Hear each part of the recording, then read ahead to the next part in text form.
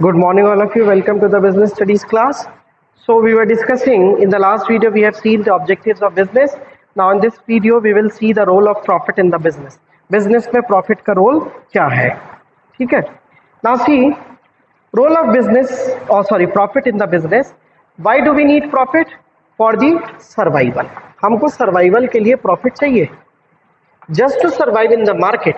हम मार्केट में सर्वाइव नहीं कर पाएंगे अगर हम लंबे समय तक अगर हम प्रॉफिट नहीं कमाएंगे तो हम लंबे समय तक कैसे सर्वाइव कर पाएंगे मार्केट में.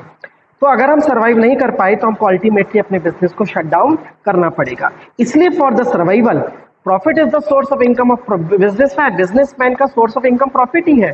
तो प्रॉफिट हमको इसलिए जरूरी है क्योंकि हमें सर्वाइव करना है मार्केट में. तो survival is the role of profit. मतलब सर्वाइवल के लिए प्रॉफिट का रोल बहुत अहम है. Second, expansion and growth. अगर हमारे प्रॉफिट नहीं होंगे तो प्रॉफिट का मतलब है कि जब हमारे इनकम जो हमने कमाई उसमें से अगर एक्सपेंडिचर माइनस करेंगे तो दिस गिव्स अस प्रॉफिट. तो इनकम और एक्सपेंडिचर, मान लो 100 रुपए की इनकम हुई, खर्चे 60 रुपए, तो 40 रुपए हमारा प्रॉफिट हो गया. तो प्रॉफिट अगर जब तक नहीं होगा, तो जब तक इकट्ठे इकट्ठे प्रॉफिट्स हमको नहीं होते जाएंगे तब तक हम एक्सपेंशन और ग्रोथ के बारे में नहीं सोच सकते. हम एक्सपेंड नहीं कर पाएंगे अपनी एक्टिविटीज को, हम ग्रोथ नहीं कर पाएंगे. तो एक्सपेंशन और ग्रोथ के लिए भी हमको प्रॉफिट्स जरूरी है. सिंबल ऑफ एफिशिएंसी और एन इंडेक्स ऑफ परफॉर्मेंस. किसी भी बिजनेस का आकलन उसमें होने वाले प्रॉफिट से ही किया जाता है. क्या ये बिजनेस प्रॉफिटेबल है, क्या ये बिजनेस की परफॉर्मेंस अच्छी है. आप कैसे आकलन कर पाओगे कि किसी भी बिजनेस का परफॉर्मेंस अच्छा है? उससे कमाए जाने वाले प्रॉफिट से. अगर वो प्रॉफिट नहीं कमा पा रहा है इसलिए उसका परफॉर्मेंस अच्छा नहीं है. Reward for bearing risk. Businessman चूंकि रिस्क बियर करता है, भाई वो पूरा जोखिम उठाता है. भाई बिजनेस को सेटअप करेगा, वो पूरा जोखिम उठा रहा है बिजनेस को सेटअप करके, तो उसके लिए भी उसको क्या है, जो रिस्क का उसको रिवॉर्ड मिलेगा. वो क्या मिलेगा? प्रॉफिट मिलेगा. रिवॉर्ड होता है रिस्क का profit. Helps to gain reputation और गुडविल. जितना ज्यादा प्रॉफिट्स होंगे उतनी ज्यादा रेपुटेशन भी बिजनेसमैन की बढ़ती. उतनी ज्यादा बिजनेस की रेपुटेशन बढ़ेगी, उतनी ही ज्यादा बिजनेस की गुडविल बढ़ेगी. गुडविल मतलब नाम, नेम एंड फेम. तो रोल ऑफ प्रॉफिट की बात करें तो सर्वाइवल के लिए जरूरी है प्रॉफिट. अगर हमको एक्सपेंशन करना है, ग्रो करना है अपने बिजनेस को, तो भी हमको जरूरत है प्रॉफिट की, क्योंकि उसके बिना तो हो नहीं पाएगा. अपनी जेब से कब तक लगाएगा बिजनेसमैन. ठीक है. एफिशिएंसी का सिंबल किसी भी बिजनेस का जो परफॉर्मेंस इंडेक्स है वो बिजनेस प्रॉफिट ही है. कि प्रॉफिट अगर अच्छे हो रहे इसका मतलब वो बिजनेस अच्छा चल रहा है. और जो बिजनेसमैन रिस्क को बियर करेगा उसके बदले में उसको जो रिवॉर्ड मिलता है वो भी प्रॉफिट है. और जो किसी भी कोई भी ऑर्गेनाइजेशन की रेपुटेशन जो है उसके प्रॉफिट पे ही डिपेंड करती है. तो this is the role of profit in business. बहुत अहम है रोल प्रॉफिट का बिजनेस में. अब हम बात करते हैं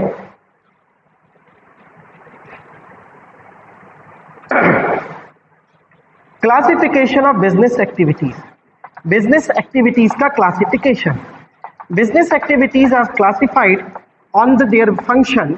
एक तो इंडस्ट्री और एक कॉमर्स. इंडस्ट्री और कॉमर्स में क्लासिफाई किया गया है बिजनेस एक्टिविटीज को. Business is an economic activity. Economic activity तीन तरीके की, employment, business, profession. Business activities दो तरीके की, इंडस्ट्री और कॉमर्स. ठीक है. Industry refers to an activity which converts raw material into useful product. Industry का मतलब है एक ऐसी एक्टिविटी जो कि रॉ मटेरियल को क्या कर दे, कन्वर्ट कर दे फिनिश्ड या यूजफुल प्रोडक्ट में.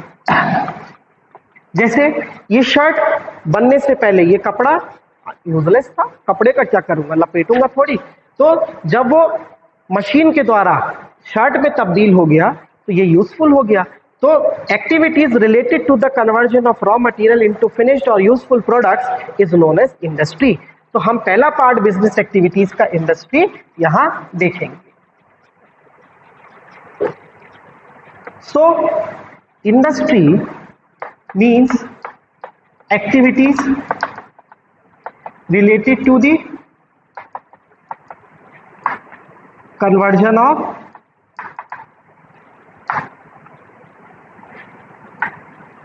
raw material into useful products. ठीक है, ये इंडस्ट्री है। Industries are of three types, तीन तरीके की इंडस्ट्रीज होती है, प्राइमरी, सेकेंडरी और tertiary. Primary industries sorry secondary industries और टर्शरी इंडस्ट्रीज। ठीक है, तीन तरीके की इंडस्ट्रीज होती है। Primary industries are of two types. Primary industries दो तरीके की होती है। Primary industries basically related with the extraction of raw material from the nature. इससे का मतलब है एक्सट्रैक्शन ऑफ रिसोर्सेज, ठीक है, एंड रिप्रोडक्शन। ठीक है, रिप्रोडक्शन और एक्सट्रैक्शन दो चीजें यहां पे आती हैं।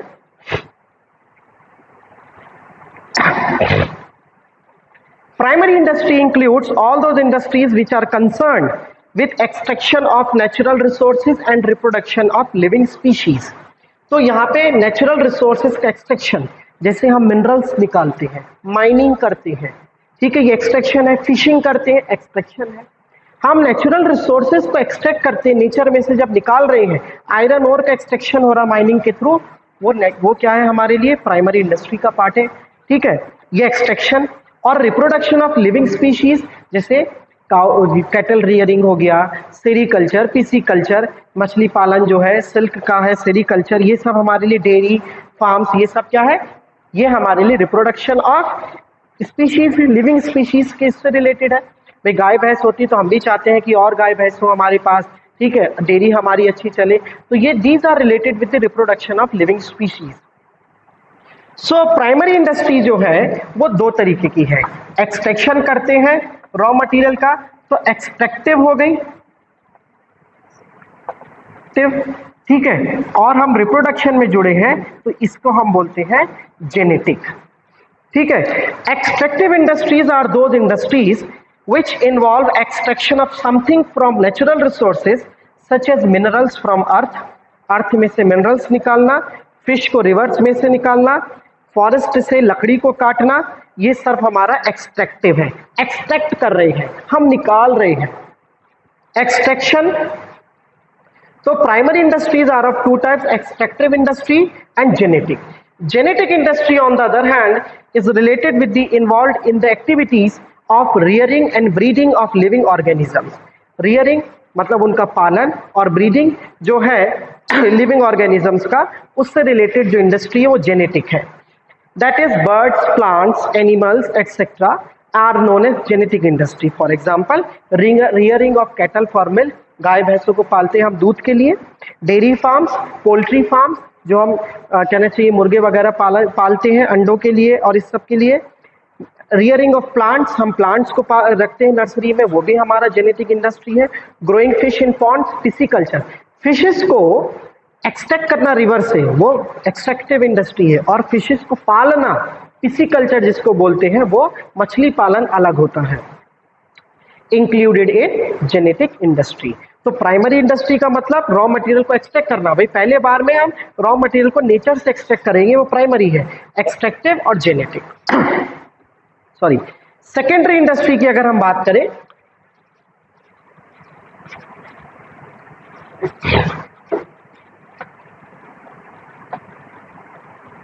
सेकेंडरी की बात करें तो this industry makes use of products which are extracted and produced by primary industry as their raw material and produce finish products. मतलब जो प्राइमरी इंडस्ट्री ने रॉ मटेरियल दिए, जो प्राइमरी इंडस्ट्री ने रॉ मटेरियल दिए, उसको ये कन्वर्ट कर देगा किसमें, फिनिश प्रोडक्ट्स में। मतलब प्राइमरी इंडस्ट्रीज से इसको रॉ मटेरियल मिलेगा और उसको ये बदल देगा किसमें, फिनिश प्रोडक्ट्स में, ये उनको कन्वर्ट कर देगा। तो ये सेकेंडरी इंडस्ट्री है। अब secondary industry are of two types, ये दो तरीके की है। अब फिर से, ठीक है, दो तरीके की है।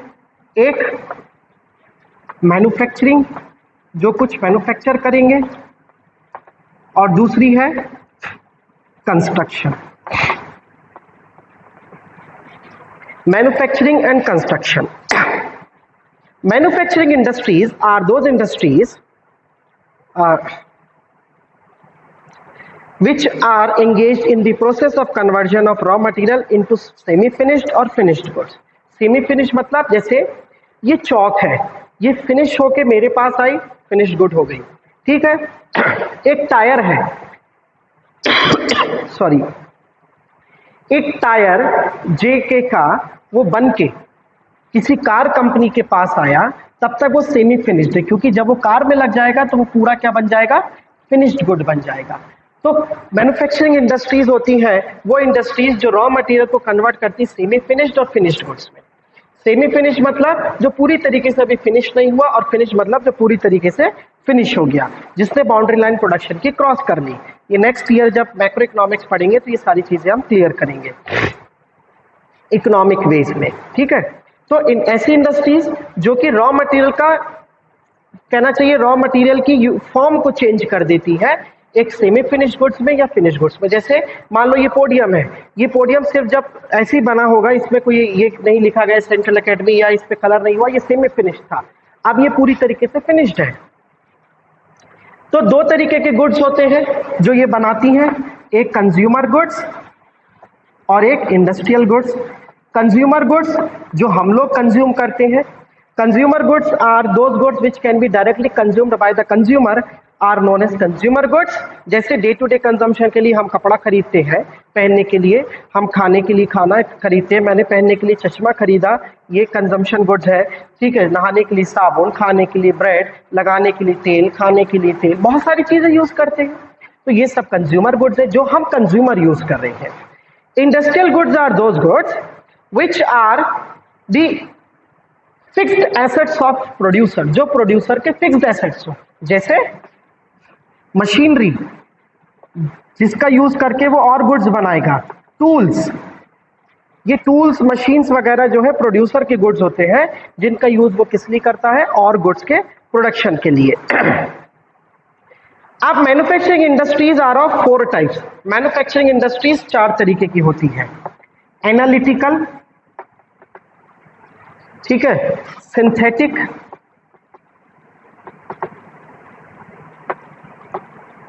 थर्ड प्रोसेसिंग और असेंबली।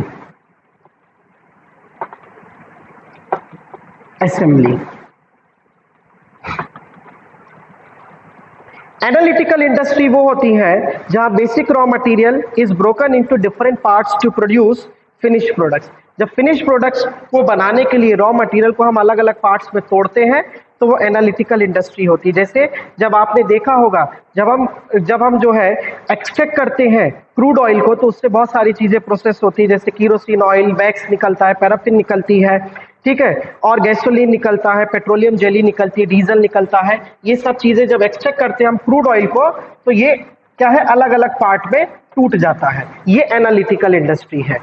सिंथेटिक इंडस्ट्री की बात करें, जहां पे 2 या 2 से ज्यादा मटेरियल को मिक्स करके हम एक नया प्रोडक्ट बनाते हैं, उसको हम बोलते हैं सिंथेटिक इंडस्ट्री। जैसे various chemicals are mixed to produce soaps, paints, cosmetics, ये सिंथेटिक इंडस्ट्री है कि सोप, पेंट्स और कॉस्मेटिक्स बनाने के लिए हम 2 से ज्यादा मटेरियल को यूज करते हैं, तो सिंथेटिक है। प्रोसेसिंग इंडस्ट्री मींस जहां रॉ मटेरियल को प्रोसेस किया जाए, अलग अलग प्रोसेसेस से गुजार के एक नया प्रोडक्ट बने, तो वो होती है प्रोसेसिंग इंडस्ट्री। जैसे शुगर बनानी है तो पहले गन्ना आएगा, वो एक मशीन से जाएगा, धुलेगा, फिर छिलेगा, फिर उसमें गन्ने को जो है पीसा जाएगा, उससे रस निकलेगा, फिर रस को हम जो है एक अलग कंटेनर में डाल के उसको गर्म करेंगे, फिर उससे चीनी बनेगी, फिर प्रोसेस होकर लास्ट में, तो पूरा एक प्रोसेस है। टेक्सटाइल इंडस्ट्री में भी, आयरन स्टील इंडस्ट्री में भी, ठीक है, तो ये सब क्या है, एक प्रोसेस के थ्रू गुजरती है। आप मेगा मशीन्स वगैरह या मेगा फैक्ट्रीज, नेशनल ज्योग्राफिक का प्रोग्राम है, उसको देखेंगे तो वहां आपको समझ में आएगा कि प्रोसेसिंग कैसे चलती है। असेंबली, ये मेगा फैक्ट्रीज में आप कार वाला एपिसोड देखेंगे तो उसमें आपको असेंबली समझ में आएगी। असेंबली इंडस्ट्री का मतलब क्या है कि अलग अलग जगह से हम चीजों के अलग अलग पार्ट मंगाते हैं और सबको असेंबल करके एक प्रोडक्ट बनाते थे। जैसे कार इंडस्ट्री, ऑटोमोबाइल्स की बात करें, कंप्यूटर्स की बात करें, टेलीविजन की बात करें, वॉचेस की बात करें, मोबाइल की बात करें कि मोबाइल के अंदर के पार्ट अलग अलग कंपनी के होते हैं, सब इकट्ठा करके एक मोबाइल बनाते हैं। ठीक है, तो ये असेंबली इंडस्ट्री है। अब बात करते हैं कंस्ट्रक्शन इंडस्ट्री की। तो दूसरी सेकेंडरी इंडस्ट्री जो कंस्ट्रक्शन इंडस्ट्री है, these are concerned with the construction of buildings, dams, roads etcetera. इनका काम, इन ये इंडस्ट्री में क्या होता है, कंस्ट्रक्शन होता है बिल्डिंग्स का, रोड्स का, ब्रिजेस का, डैम्स का, इसलिए इसको कंस्ट्रक्शन इंडस्ट्री बोलती है। लास्ट हमारी है टर्शरी इंडस्ट्रीज। टर्शरी इंडस्ट्रीज को हम सर्विस इंडस्ट्री भी बोलते हैं।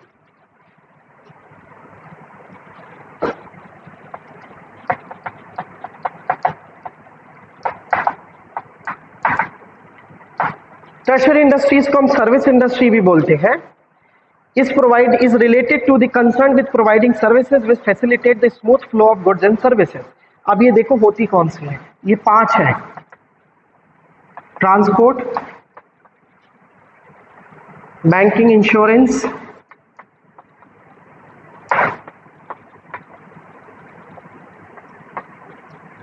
Advertisement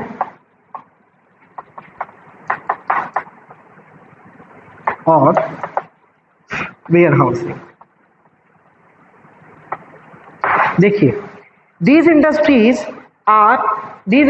facilitate the smooth flow of goods and services। Smooth flow कैसे, ये एक खेत है, मान लीजिए ये फार्म है, यहां से जो है कहना चाहिए ये शुगर केन, ठीक है, ये शुगर केन है, इसको मुझे भेजना है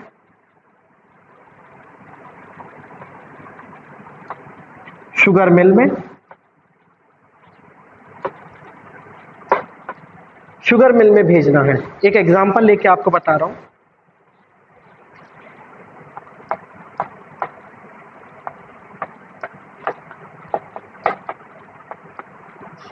इस फार्म से शुगर मिल तक टर्शरी एक्टिविटी, टर्शरी इंडस्ट्री ऐसी इंडस्ट्री है जो स्मूथ फ्लो को मेंटेन करती है। ठीक है, रिसोर्सेज के फ्लो को या रॉ मटेरियल के फ्लो को जो है स्मूथ फ्लो को फैसिलिटेट करती है गुड्स एंड सर्विसेज के इधर उधर। तो देखिए कैसे, अब ये फार्म है, यहां से शुगर मिल तक मुझे क्या करना है, रॉ मटेरियल पहुंचाना है। This can only be possible with the help of, किसकी वजह से पॉसिबल होगा, ट्रांसपोर्ट की वजह से होगा। तो ट्रांसपोर्ट ऐसा है कि जो स्मूथ फ्लो को फैसिलिटेट कर रहा है, ये सर्विस है। शुगर मिल वाले को क्या करना है, मान लो शुगर मिल वाले को या ये फैक्ट्री खोलनी है हमको या कोई भी चीज स्टार्ट करनी है, तो वो उसको हमें मदद कहां से मिलेगी, बैंकिंग से। बैंकिंग से क्या होगा, फार्मर को भी लोन मिल सकता है बैंकिंग के थ्रू, और जो भी पैसा कमाएगा वो बैंकिंग फैसिलिटेट करेगी उसको, कमाई मतलब उसके कमाई को वो बैंक में रख सकता है। Provide credit facilities to industries and trading firms. ठीक है, क्रेडिट फैसिलिटीज मिल जाएगी इनको। अब मान लो शुगर मिल में डर है कि क्या ना हो जाए, आग ना लग जाए। ठीक है, फार्मर को डर है कि फ्लड्स ना आ जाए या मेरे भी खेत में आग ना लग जाए। तो ये क्या कर सकते हैं, दोनों लोग इस रिस्क को, जो भी इनके मन में रिस्क आ रहा है, उस रिस्क से बचने के लिए लोग क्या ले सकते हैं, हमारे पास है इंश्योरेंस। तो इंश्योरेंस हमको मदद करता है टू बियर रिस्क। हम लाइफ इंश्योरेंस लेते हैं ताकि हमें डर है कि हमें आने वाले समय में अगर कोई हादसा हमारे साथ होता है तो हमें उससे हम उभर पाए। Insurance coverage from various types of risk. ठीक है, अब शुगर मिल वाला ऐसा तो जरूरी नहीं है कि जो भी बैग्स शुगर के बने, मान लो जितना भी कुंटल शुगर बनी, ठीक है, जितनी कुंटल हमारे पास शुगर बनी, जरूरी नहीं है कि वो एक ही बार में यूज हो जाएगी। इसको हमें क्या करना पड़ेगा, इसको हमें स्टोर करना पड़ेगा, और स्टोर करने के लिए हमको किस चीज की जरूरत पड़ेगी, वेयर हाउसिंग की। तो वेयर हाउसिंग हमको मदद करेगी गुड्स को स्टोर करने के लिए। Storage place for goods produce by primary and secondary industry. और फार्म भी अगर ये गन्ना काटेगा तो पहले स्टोर करेगा अपने वहां, तो इसलिए वेयर हाउसिंग हेल्प करती है।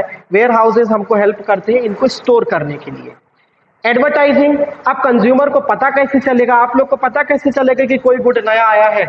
ठीक है, थ्रू जब आप उस गुड को जो है टेलीविजन पे देखोगे कि जो है आपको जो मान लो पेप्सी का एड आ रहा है, तब आपको पता लगेगा कि हाँ पेप्सी जो है खरीदनी चाहिए।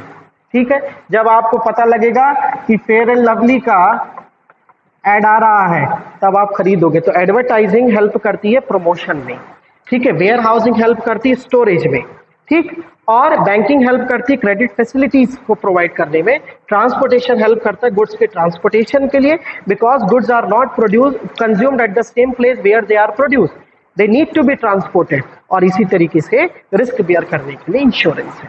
Thank you, have a nice day.